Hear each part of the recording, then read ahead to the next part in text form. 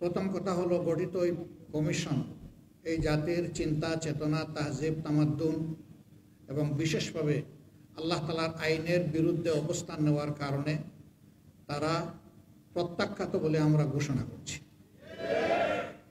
এরা সমাজের বিপর্যয়ের জন্য এই প্রস্তাবনাগুলো এনেছে। এই জন্য আবারও বলি, এ টু জেড আমরা এই কমিশনই মানি না। কিসের ওদের আবার রিপোর্ট? কমিশন থাকলে রিপোর্ট হবে। এ দেশের বেশিরভাগ মানুষের ইমান আকিদা তাহজিব তামাদ্দুনের উপরে যারা বিশ্বাস রাখেন তাদেরকে বাদ দিয়ে নয়, তাদেরকে প্রাধান্য দিয়েই কমিশন গঠন করতে হবে।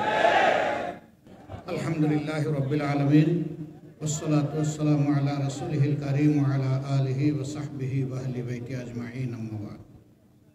জাতীয় উলামা মাশায়েখ আইম্মা পরিষদ কর্তৃক আয়োজিত আজকের এই অতি গুরুত্বপূর্ণ সেমিনারের সম্মানিত সভাপতি, আইম্মা পরিষদের সম্মানিত সভাপতি, মঞ্চে বসা সকল দ্বীনি, রাজনৈতিক, সামাজিক সংগঠনের সম্মানিত গুরুত্বপূর্ণ ব্যক্তি এবং নেতৃবর্গ, আজকের এই আয়োজনে উপস্থিত কোরআন পাগল সম্মানিত ভাইয়েরা, মিডিয়ার বন্ধুগণ।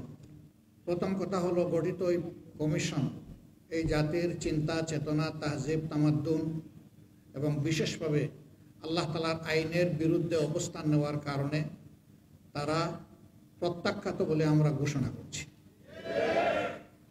এদের রিপোর্ট বাতিল করার কোনো ব্যাপার নাই, এদেরকেই আগে প্রত্যাখ্যান করতে হবে।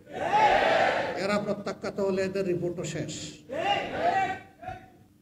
2 নম্বর, আমাদেরকে একটু ভাবতে হবে আমাদেরকে কোন দিকে নিয়ে যাওয়ার জন্য জোর করে চেষ্টা করা হচ্ছে। আমাদের শিশুকালে আমরা দেখেছি আমাদের শিক্ষাদান শুরু হতো মক্তবের পাঠ দিয়ে। সকালবেলা মক্তবে যেতাম, ওখান থেকে আসার পরে গোসল করে মা কাপড় পরিয়ে বই হাতে ধরিয়ে স্কুলে পাঠিয়ে দিতেন। এখন খুবই পরিকল্পিতভাবে সবাই মক্তবের এই ধারাকে শেষ করে দেওয়া হয়েছে। বাচ্চা ঘুমাচ্ছে, তাকে কাঁধে ফেলে মা স্কুলের দিকে রওনা করেছেন, ওই মক্তবে যাওয়ার ওই সময় এটাই কেড়ে নেওয়া হয়েছে। ইকরা বিসমি রাব্বিকাল লাযী খালাক দিয়ে যে শিক্ষা মুসলমানের বাচ্চা শুরু হওয়ার কথা, সেটা অন্য কিছু দিয়ে স্কুলে গিয়ে শুরু হচ্ছে। এই জায়গাটা শেষ করে দেওয়া হয়েছে। সেই প্রজন্মেরই কিছু লোক হয়তো আজকে তারা গোটা নারী সমাজের প্রতিনিধিত্বের কথা বলে সমাজকে বিভ্রান্ত করছেন। তারা কারা? কোরআনের সংস্কারের দাবি নিয়ে আমাদের সামনে এসেছেন। আমাদের কোনো অধিকার আছে তাদেরকে এই অধিকার দেওয়ার? আমরা কে? এই কোরআন আল্লাহ তাআলা নাজিল করেছেন এবং এটার হেফাজতের দায়িত্ব আল্লাহ স্বয়ং নিজে কবুল করেছেন। কিয়ামত পর্যন্ত কেউ এখানে কোনো পরিবর্তন আনতে পারবে না। এরা এত দুঃসাহস কিভাবে দেখালো যে বাংলাদেশে কোরআনের আয়াতেরা পরিবর্তন করে ফেলবে? হ্যাঁ, নিশ্চয়ই তাদের পিছনের কোনো শক্তি তাদেরকে উস্কানি দিচ্ছে। কেন এই মুহূর্তে উস্কানিটা কেন? এই সরকারের তো এটা এজেন্ডা হওয়ার কথা না। আরও বহু গুরুত্বপূর্ণ বিষয় রয়ে গেছে, ওগুলা বাদ দিয়ে ওগুলা নিয়ে কোনো কুল কিনারা নাই। হঠাৎ করে এটা সামনে নিয়ে আসা কেন? এর মূল কারণ, স্বাধীন বাংলাদেশে 54 বৎসরে মানুষ যা আশা করেছিল পেয়েছে তার উল্টাটা। এই সমাজকে বিভিন্নভাবে কুড়ে কুড়ে ধ্বংস করা হয়েছে। এখন এদেশের দিনদার ইমানদার যে শক্তিটা জেগে উঠেছে, তাকে নিয়ে মানুষ নতুনভাবে স্বপ্ন দেখা শুরু করেছে। এই জায়গায় ইসলামী শক্তির মুখোমুখি আরেকটা শক্তিকে দাঁড় করিয়ে দেওয়া হচ্ছে, জনগণের দৃষ্টিকে ভিন্ন দিকে প্রবাহিত করার জন্য, নিয়ে যাওয়ার জন্য। অতীতের সকল চক্রান্ত এদেশের মুসলমানরা ঐক্যবদ্ধভাবে প্রতিহত করেছেন। ইনশাআল্লাহ এই চক্রান্ত টিকবে না, এটাও ভেসে যাবে ইনশাআল্লাহ। এরা শুধু আল্লাহ তাআলার কোরআন বিরোধী প্রস্তাবনা নিয়ে আসে নাই, এরা নিজেরা স্ববিরোধীও বটে। একদিকে তাদের ভাষায় তারা নারী পুরুষের সমান অধিকার চায়, আবার তারা বলতেছে সব জায়গায় এত% কোটা নির্ধারণ করতে হবে। তো এটা তো স্ববিরোধী হয়ে গেল না? অধিকার যদি সমান হয় কোটার প্রশ্ন আসবে কেন? যার যার যোগ্যতা প্রমাণ করে নিজ জায়গায় চলে যাও, তাইলে তো কোটার দরকার নাই। কোটা দেওয়া হয় পিছিয়ে পড়া বংশকে তাদেরকে সুযোগ দেওয়ার জন্য।